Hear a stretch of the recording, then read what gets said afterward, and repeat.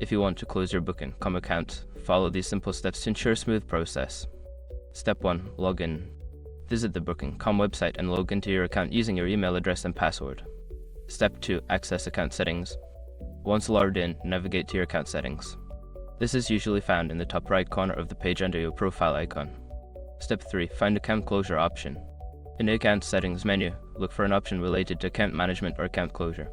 This may be labeled as close account or something similar. Step 4. Follow the closure instructions. Click on the account closure option and follow the on-screen instructions. You may need to provide a reason for closing your account and confirm your decision. Step 5. Confirm closure. After completing the necessary steps, you will receive a confirmation that your account has been closed. Make sure to check your email for any final notifications from Booking.com. Thank you for following these steps. If you have any further questions, feel free to reach out to Booking.com customer service for assistance.